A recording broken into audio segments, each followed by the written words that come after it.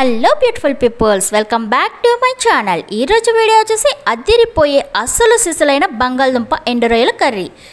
ఏంటి బంగాళదుంప ఎండు రొయ్యలు కూడా వండుకుంటారా అని అనుకుంటున్నారా? వండుకుంటారండి బాబు. ఈ కర్రీ ఒక్కసారి తిన్నారంటే దీనికి పిచ్చ ఫ్యాన్ అయిపోతారు, ఇది నిజం. ఈ కర్రీ ప్రాసెస్ ఏంటో చూపించేస్తానో చూసేయండి. మొదటిగా నేను 1/2 కిలో బంగాళదుంపలు, 2 ఉల్లిగడ్డలు, 2 పచ్చిమిర్చి, 2 టమాటోలు తీసుకున్నాను. మొదటిగా ఈ ఆలుగడ్డల మీద పొట్టు ఏదైతే ఉందో దాన్ని నీట్గా పీల్ చేసేయండి. ఇలా పీల్ చేసిన వాటిని ముక్కల కింద కట్ చేసుకొని వాటర్లో వేసేసాను. ఇప్పుడు స్టవ్ ఆన్ చేసుకొని ఒక గిన్నె పెట్టేసుకున్నాను. ఆ గిన్నెలో 2 గ్లాసుల వాటర్ పోసి మనం ఏవైతే ఆలుగడ్డ ముక్కలు కట్ చేసి పక్కన పెట్టుకున్నామో అవి ఈ వాటర్లో అనేది వేసేసి మూత పెట్టి ఒక 10 మినిట్స్ ఉడికించాలి. ఇది ఉడుకుతున్నప్పుడే నేను పక్కన పెట్టిన ఉల్లిగడ్డలు, టమాటో, మిర్చి చిన్న చిన్న ముక్కల కింద కట్ చేసుకున్నాను.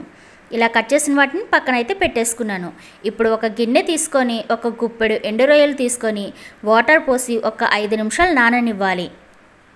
ఇలా నానడం వల్ల రొయ్యలలో ఏదైతే ఇసుక ఉంటుందో అది వదిలేస్తుంది. ఒక 5 నిమిషాల తర్వాత నీట్గా ఒక 3-4 సార్లు వాష్ చేసుకుంటే సరిపోతుంది. ఇప్పుడు స్టవ్ ఆన్ చేసుకొని ఒక మందపాటి కడాయి పెట్టుకుని కడాయి హీట్ అయిన తర్వాత 2 టేబుల్ స్పూన్ల ఆయిల్ అయితే వేసుకున్నాను. ఇలా ఆయిల్ హీట్ అయిన తర్వాత మనం ఏవైతే రొయ్యలు వాష్ చేసి పక్కన పెట్టుకున్నామో వాటిని ఈ ఆయిల్లో వేసి కొంచెం వేగనివ్వాలి. ఇలా వేగిన తర్వాత మనం కట్ చేసి పక్కన పెట్టుకున్న ఉల్లిగడ్డ ముక్కలు, పచ్చిమిర్చి ముక్కలు వేసి గరిటెతో అలా ఒకసారి కలిపి, ఇలా కలిపిన దాంట్లో రుచికి సరిపడినంత ఉప్పు వేసి ఒక్కసారి మళ్ళీ కలిపి మూతైతే పెట్టి సిమ్లోనే మగ్గనివ్వాలి. ఇలా ఆనియన్స్ మగ్గిన తర్వాత కట్ చేసిన టమాటా ముక్కలను కూడా వేసి మరొక్కసారి కలిపి మూత పెట్టి ఒక్క 5 నిమిషాలు సిమ్లోనే మగ్గనివ్వాలి. ఇలా మగ్గుతున్నప్పుడే దాంట్లో ఒక 2 రెమ్మలు కరివేపాకు వేసి ఒక్క నిమిషం పాటు వేగనివ్వాలి. ఇలా కరివేపాకు వేసి వేయించడం వల్ల ఆ కరివేపాకు ఫ్లేవర్ అనేది ఆ కర్రీకి బాగా పడుతుంది. ఇలా వేగుతున్నప్పుడే మనం ఏదైతే ఆలుగడ్డ ముక్కల్ని ఉడకబెట్టుకున్నామో వాటిని దీంట్లోనే వేసి ఒక్కసారి మొత్తం కలిసేలా కలుపుకోవాలి. ఇలా కలిపిన దాన్ని ఒక్క 2 నిమిషాలు అలానే వదిలేస్తే కొంచెం మగ్గుతుంది. ఇలా మగ్గిన దాంట్లో చిటికెడు పసుపు వేసి ఒక్కసారి కలుపుకొని మరి కొంచెం పసుపు పచ్చివాసన పోయేంత వరకు మగ్గనివ్వాలి. ఇలా మగ్గుతున్నప్పుడే ఒక 2 స్పూన్లు కారం వేసుకొని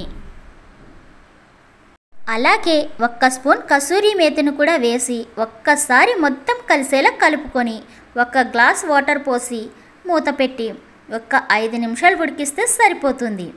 అంతే, ఎంతో టేస్టీగా యమ్మీగా తినే కొద్దీ తినాలనిపించే బంగాళదుంప ఎండు రొయ్యల కర్రీ రెడీ.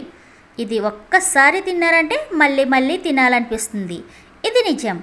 ఐ హోప్ ఈ వీడియో మీకు నచ్చిందని అనుకుంటున్నాను. నా వీడియో కనుక మీకు నచ్చినట్లయితే మన పిఆర్పి క్రియేషన్ ఛానల్ని సబ్స్క్రైబ్ చేసుకోండి, లైక్ చేయండి, షేర్ చేయండి, కామెంట్ చేయండి. Thank you for watching. Please subscribe చేసుకోండి.